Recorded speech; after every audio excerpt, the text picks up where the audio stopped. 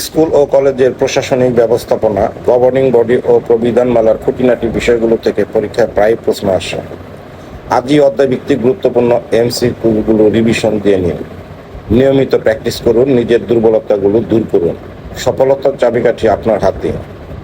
Governing body ও managing committee প্রবিধানমালা 2024, পর্ব 1, প্রশ্ন 1 থেকে 50। প্রশ্ন 1, শিক্ষা মন্ত্রণালয়ের মাধ্যমিক ও উচ্চ শিক্ষা বিভাগ কর্তৃক নিম্ন মাধ্যমিক, মাধ্যমিক ও উচ্চ মাধ্যমিক স্তরের বেসরকারি শিক্ষা প্রতিষ্ঠানের গভর্নিং বডি ও ম্যানেজিং কমিটি প্রবিধানমালা 2024 কত তারিখে প্রজ্ঞাপন জারি করা হয়? উত্তর 3রা এপ্রিল 2024।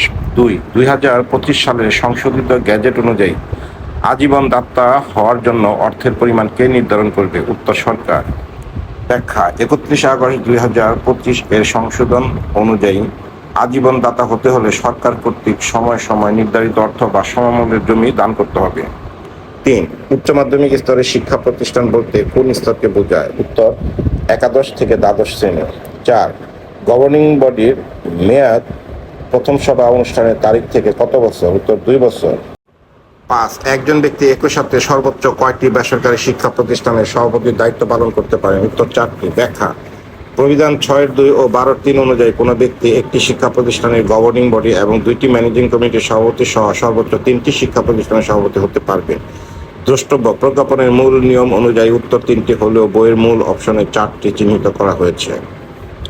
প্রশ্ন 6, এইচএসসি পরীক্ষায় উত্তীর্ণ কোনো ব্যক্তি কি গভর্নিং বডি সভাপতি হতে পারবে? উত্তর পারবেন না। ব্যাখ্যা: 31 আগস্ট 2025 তারিখে সংশোধিত প্রবিধান ধারা 6-1 অনুযায়ী স্নাতকোত্তর বা 4 বছর মেয়াদী পরীক্ষায় উত্তীর্ণ না হলে কেউ গভর্নিং বডির সভাপতি হতে পারবেন না, এবং সংশোধিত প্রবিধান 12-1 অনুযায়ী স্নাতক বা সমমানের ডিগ্রি না হলে ম্যানেজিং কমিটির সভাপতি হতে পারবেন না।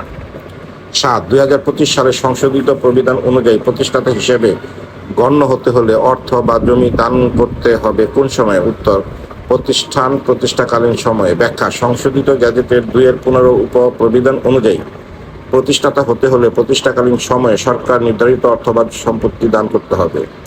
8, ম্যানেজিং কমিটিতে সাধারণ শিক্ষক প্রতিনিধি সদস্যের সংখ্যা কতজন? উত্তর 2 জন। 9, কত শতাংশ সদস্য নির্বাচিত হলে গভর্নিং বডি গঠিত হয়েছে বলে গণ্য হবে? উত্তর 80%। 10, দাতা সদস্য নির্বাচনে ভোটার হতে হলে এককালীন দাতা সদস্যকে বিদ্যমান কমিটির মেয়াদ উত্তীর্ণের কত দিন পূর্বে অর্থ দান করতে হবে? উত্তর 90 দিন। 11, প্রবিধানমালা 2024 অনুযায়ী সাধারণ অভিভাবক সদস্য ক্যাটাগরিতে কতজন সদস্য নির্বাচিত হবে? উত্তর 4 জন। ব্যাখ্যা: প্রবিধান 4-1 এবং 10-1 অনুযায়ী গভর্নিং বডি ও ম্যানেজিং কমিটির উভয় ক্ষেত্রেই সাধারণ অভিভাবক সদস্যের সংখ্যা হবে 4 জন। তবে কেবল উচ্চ মাধ্যমিক বিদ্যালয়ের সাথে প্রাথমিক বিদ্যালয় যুক্ত থাকলে অতিরিক্ত আরও 1 জন সহ মোট 5 জন অভিভাবক সদস্য হতে পারবেন কেবল গভর্নিং বডিতে।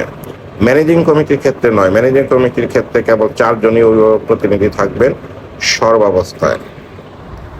প্রশ্ন 12, গভর্নিং বডি বা ম্যানেজিং কমিটির সভায় কোরাম পূর্ণ হওয়ার জন্য ন্যূনতম কতজন সদস্যের উপস্থিতি প্রয়োজন? উত্তর অর্ধেক, 50%।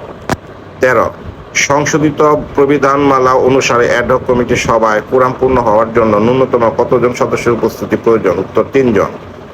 14, সংশোধিত প্রবিধানমালা অনুসারে যে কোনো শিক্ষা প্রতিষ্ঠানের অ্যাডহক কমিটি হবে কত সদস্য বিশিষ্ট? উত্তর 4 জন। 15, সংশোধিত প্রবিধানমালা অনুসারে অ্যাডহক কমিটির মেয়াদ শেষ হলে এবং নতুন কমিটি গঠন না হলে কে জেলা পর্যায়ে সভাপতির দায়িত্ব পালন করবে? উত্তর জেলা প্রশাসক বা তার প্রতিনিধি।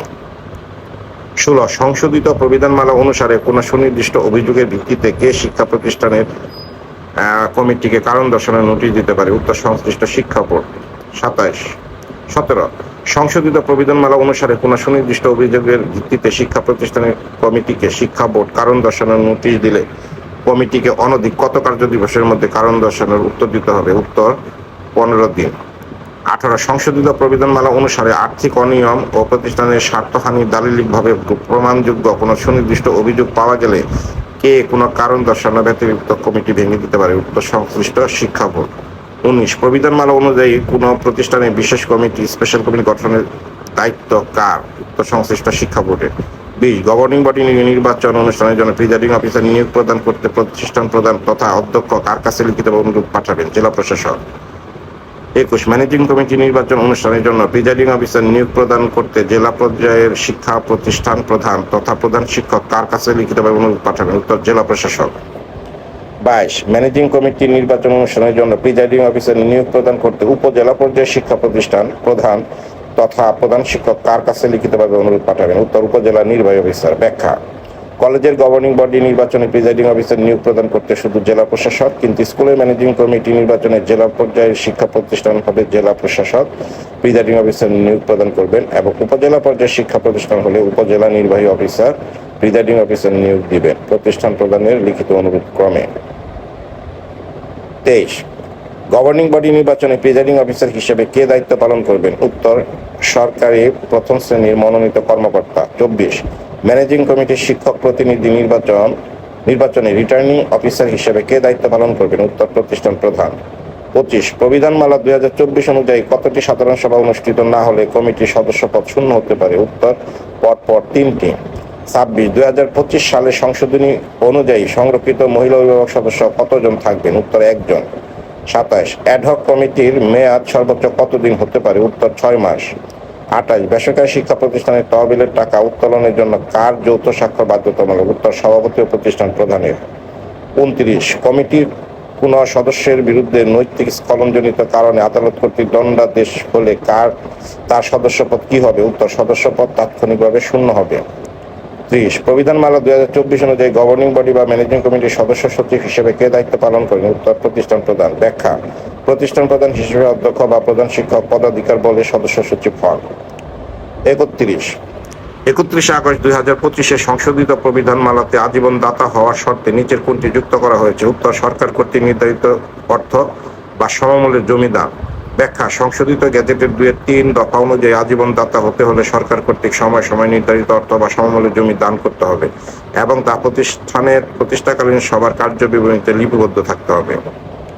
32 ম্যানেজিং কমিটির সাধারণ শিক্ষক প্রতিনিধি পদে প্রার্থী হওয়ার জন্য একজন শিক্ষকের ন্যূনতম কত বছরের শিক্ষকতার অভিজ্ঞতা থাকতে হবে? উত্তর, কোনো অভিজ্ঞতার প্রয়োজন নেই।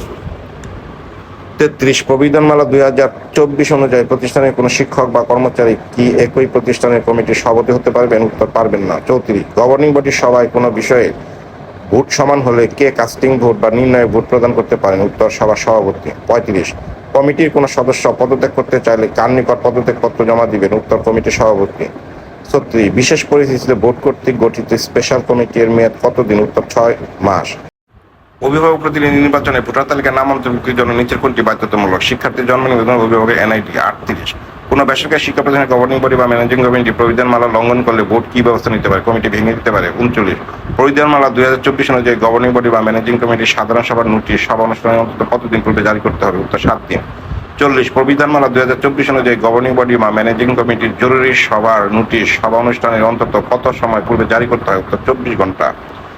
41 2025 সালে সংশোধিত গ্যাজেট অনুযায়ী দাতা সদস্য হিসেবে অন্তর্ভুক্তির জন্য আবেদন কার নিকট করতে হবে? উত্তর, সদস্য সচিব বা প্রতিষ্ঠান প্রধান। 42 সংশোধিত গ্যাজেট অনুযায়ী কোনো শিক্ষা প্রতিষ্ঠানের গভর্নিং বডি বা ম্যানেজিং কমিটির মোট সদস্য সংখ্যা সাধারণত কতজন হয়? উত্তর, 13 জন। 43 শিক্ষক প্রতিনিধি নির্বাচনে যদি 2 জন প্রার্থী সমান ভোট পান তবে জয় নির্ধারণের পদ্ধতি কি? উত্তর, লটারি। 44 প্রবিধানমালা 2024 অনুযায়ী সংরক্ষিত মহিলা শিক্ষক প্রতিনিধি কতজন থাকবেন? 1 জন। সংশোধিত প্রবিধানমালা অনুযায়ী অ্যাডহক কমিটির সভাপতির দায়িত্ব সাধারণত কে পালন করেন? ভোট কর্তৃক মনোনীত যে কোনো একজন ব্যক্তি। দাতা সদস্য হিসাবে একজন ব্যক্তি একই সাথে কয়টি প্রতিষ্ঠানের দাতা সদস্য হতে পারেন? কোনো সীমাবদ্ধতা নেই।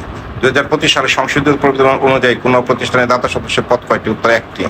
শিক্ষা প্রতিষ্ঠানের বার্ষিক বাজেট অনুমোদনের ক্ষমতা কার হাতে? উত্তর, গভর্নিং বডি বা ম্যানেজিং কমিটি। কোনো সদস্য যদি পদত্যাগ করেন তবে তার পদত্যাগপত্র কোন তারিখ হতে কার্যকর হয়? কমিটি কর্তৃক গৃহীত হওয়ার তারিখ হতে।